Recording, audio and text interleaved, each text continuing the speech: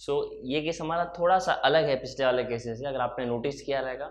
So previous सारे examples में हमारे जो भी वेव इंटरफियर होते थे, जो भी वेव जो सुपर इम्पोज होने वाले थे, वो दोनों कहीं ना कहीं सिमिलर वेवलेंथ या सिमिलर फ्रीक्वेंसी के होते थे। बट इस केस में ऐसा नहीं है। फॉर दिस केस इन दोनों के वेवलेंथ अलग है।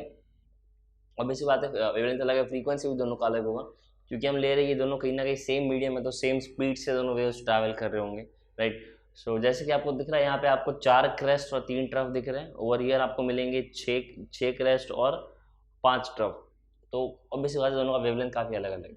अब हमको देखना है ऐसे केस में इंटरफेरेंस कैसे होगा। तो रूल्स तो हमारे सेम लागू पड़ेंगे ना, कि जैसे 2 क्रेस्ट जब साथ में होते हैं तो रिजल्ट आपका एक बड़ा क्रेस्ट होगा, राइट। आपके जब एक का क्रेस्ट और दूसरे का ट्रफ होगा तो इसका जो भी रिजल्टेंट होगा ये दोनों एक दूसरे को ऑलमोस्ट कैंसिल कर देंगे, या फिर दोनों में से जो भी एम्पलीट्यूड बड़ा रहेगा वो वाला डोमिनेट करेगा। लेट्स अगर ऊपर वाला डोमिनेट करता है तो फिर आपको छोटा सा क्रेस्ट मिलेगा, नीचे वाला डोमिनेट करता है तो छोटा सा ट्रफ मिलेगा, डिपेंडिंग अपॉन एम्पलीट्यूड किसका बड़ा है। बट अभी हम जो केस देख रहे हैं वो थोड़ा सा अलग है, क्योंकि आपको देखो हर बार डायरेक्टली 2 क्रेस्ट या फिर 2 ट्रफ एक दूसरे के सामने मिले ऐसा ज़रूरी नहीं है। जैसे कि 2 क्रेस्ट और क्रेस्ट जब एक साथ आएंगे तो मुझे जो रिजल्टेंट मिलेगा वो एक बड़ा क्रेस्ट होगा, राइट। एक क्रेस्ट और एक ट्रफ जब साथ में आएंगे तो रिजल्टेंट मुझे मिलेगा 0। We are assuming that both have same amplitude. Let's say this is also 1 centimetre, this is also 1 centimetre, same for this case 1 centimetre 1 centimetre. तो रिजल्टेंट आपको मिलेगा 0। यहाँ आपको मिलेगा मैक्सिमम एम्पलीट्यूड, यहाँ आपको मिलेगा minimum amplitude. But the case we are talking about is what will happen when one crest does not coincide completely with either a trough or a crest. That means अगर एक crest यहाँ पर है तो दूसरा crest उससे थोड़ा सा दूर है, exactly एक साथ दोनों नहीं पड़ रहे ना, यहाँ पे प्रॉपर ट्रफ बीच में आ रहा है, इसके बीच में कहीं पर है।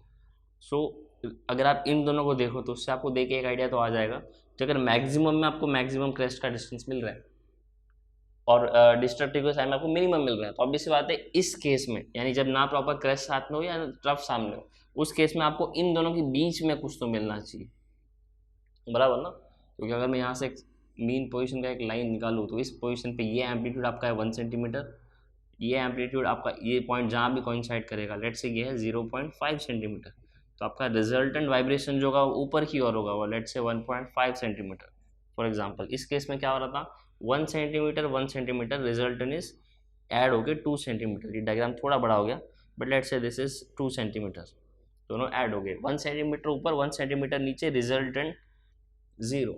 और जब दोनों एग्जैक्टली कोइंसाइड नहीं करेंगे तो इन दोनों के बीच में कहीं पर डिपेंड करता है वो ये कहाँ पर इसका है, हल्का सा आगे है पीछे है, तो आपको 0 और 2 के बीच में कहीं कुछ तो मिलेगा, right. So this is how super imposition work. अब हमको देखना है इस केस के लिए, अगर फ्रीक्वेंसी दोनों का सेम है तो हम सिमिलर देख के बता सकते हैं कि सभी जगह आपको इसी एम्पलीट्यूड के मिलेंगे, या तो 0 के या तो 2 के या फिर 1.5 के या जो भी इंटरमीडिएट है। बट अगर आपको दो वेव्स के बीच में कुछ कुछ पॉइंट्स ऐसे यहाँ पे देखो क्रेस्ट मिल रहे हैं, आपको यहाँ पे क्या मिलना चाहिए, आपको यहाँ पे मिलेगा इन दोनों का कंस्ट्रक्टिव इंटरफेरेंस। अब कुछ कुछ जगह पे इन दोनों के क्रेस्ट और ट्रफ भी ऑलमोस्ट देखो, यहाँ क्रेस्ट और ट्रफ साथ में आ रहे हैं, यहाँ क्रेस्ट और ट्रफ साथ में आ रहे हैं, मतलब यहाँ पे डिस्ट्रक्टिव होगा, यहाँ पे कंस्ट्रक्टिव होगा, तो कुछ पॉइंट पे कंस्ट्रक्टिव होगा कुछ पॉइंट पे डिस्ट्रक्टिव होगा। तो इसके वजह से मेरा रिजल्टेंट क्या आना चाहिए, कुछ कुछ पॉइंट ऐसे भी जहाँ पे देखो ना क्रेस्ट ठीक से सामने आ रहा है ना ट्रफ साथ में आ रहा है, तो इसके वजह से रिजल्टेंट कैसा होना चाहिए। तो आपका रिजल्टेंट ऐसा होगा कि आपको एक ही वेव के अंदर बहुत सारे अलग अलग एम्पलीट्यूड मिलेंगे। जैसे कि लेट्स से इन दोनों का रिजल्टेंट हम यहाँ बनाते हैं, okay. So when we make a resultant for this case दोनों मिलके एक बड़ा क्रेस्ट बनाने चाहिए, यहाँ पर ऑलमोस्ट एक बड़ा ट्रफ, तो लेट्स से आपको रिजल्टेंट यहाँ पे मिला मैक्सिमम, तो मैं सिर्फ वाइब्रेशन बता रहा हूँ पाथ डिफरेंस, ये मैक्सिमम। अब जहाँ पे दोनों एक दूसरे के सामने आ रहे हैं यहाँ पर वापस यहाँ आपको मिलना चाहिए minimum, is almost 0 again constructive maximum vibration. हम सिर्फ वाइब्रेशन देख रहे हैं, क्रेस्ट होगा ट्रफ होगा वो नहीं देख रहे फिलहाल, रिजल्टेंट देख रहे हैं हम किसी भी साइड में हो। वापस यहाँ पर मुझे डिस्ट्रक्टिव मिलेगा मिनिमम, वापस कंस्ट्रक्टिव। सो देखो यहाँ पे पैटर्न बन रहे हैं, maximum minimum maximum minimum maximum. तो एक्चुअल में क्या होगा, अब सेम एग्जैक्टली इस एग्जांपल के लिए नहीं, बट आपको हर एक केस में जब आपकी फ्रीक्वेंसी ऐसी वेरी करती होगी तो आपको रिजल्टेंट ऐसा ही मिलेगा, कहीं पर मैक्सिमम कहीं पर मिनिमम, फिर आपको मिलेगा कहीं पे मैक्सिमम फिर मिनिमम। तो इन सबको अगर आप एक साथ बनाते हो तो आपको बीट का फ्रीक्वेंसी कुछ ऐसा मिलना चाहिए, धीरे धीरे धीरे धीरे कम होते हुए फिर धीरे धीरे धीरे धीरे वापस बढ़ेगा, एक पॉइंट पर फिर से मैक्सिमम, फिर कम होते हुए फिर मिनिमम, फिर मैक्सिमम एंड सो ऑन। सो ये आपको यहाँ पे जो लूप्स दिख रहे हैं, लूप्स नहीं बोल सकते उनको, ये आपको वेरी वेरी करता हुआ एम्पलीट्यूड दिख रहा है, इसी को हम बोलते हैं बीट्स। आपने बीट्स को काफ़ी अलग अलग फॉर्म में देखा होगा या बीट्स का आपने सुना होगा। फॉर एग्जाम्पल आपकी जो बीट्स होती है, heart beat is one of the example. Heart beat भी थोड़ी बहुत ऐसी रहती है, कहीं पे एम्पलीट्यूड ज़्यादा कहीं पे एम्पलीट्यूड कम, राइट। जो गाने की बीट्स होती है, आपने सुना रहेगा जब भी म्यूज़िक बजता है सेल फोन्स में या फिर जो डिवाइसेस होते हैं जो आपको उसके एम्पलीट्यूड को बता दे, कभी कम हो रहा है कभी ज़्यादा हो रहा है, उसके बीट्स भी आपको ऐसी वेरिंग एम्पलीट्यूड के मिलेंगे। So this is a beat, this is what we call a beat. It is produced when two waves with almost identical frequency, not same, identical frequency are superimposed. The resultant what we get is beat. अगर हम sound की बात करिए तो हमने transverse wave बनाया, sound की बात करें तो आपका ये डायग्राम थोड़ा सा अलग होगा, ट्रांसवर्स की जगह लॉन्गिट्यूडनल वेव होगा, but resultant still would be same. आपको कहीं पे कंस्ट्रक्टिव इंटरफेरेंस मिलेगा, कहीं पे आपको डिस्ट्रक्टिव मिलेगा, और कहीं पे उन दोनों के बीच में कहीं पे मिलेगा, जैसे कि इंटरमीडिएट हो गया इन दोनों के बीच में, राइट।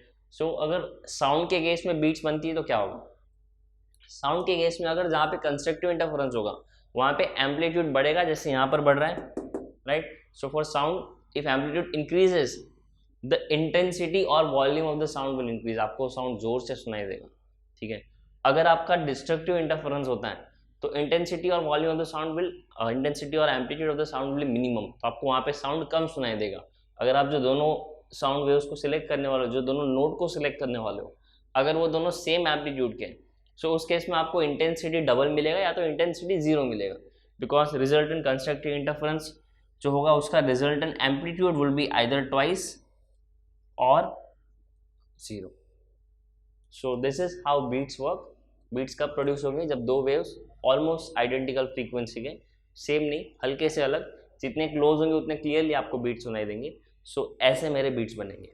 अभी हम कुछ एग्जांपल्स देखते हैं एग्जैक्टली बीट कैसे साउंड करते हैं और इसको हम कैसे सुन सकते हैं। जैसे हम अगर दो ट्यूनिंग फोक ले जिनकी फ्रीक्वेंसी हल्की सी अलग अलग है, जैसे हम यहाँ पे एग्जांपल लिया, अगर साउंड की बात कर रहे हैं तो हम दो ट्यूनिंग फोक लेंगे जिनकी फ्रीक्वेंसी हल्की सी ऊपर नीचे है, और अगर मान लो मेरे पास दो ट्यूनिंग फोक नहीं है ऐसे, तो मैं दो सेम फ्रीक्वेंसी वाले ट्यूनिंग फोक के साथ भी बीट्स प्रोड्यूस कर सकता हूँ।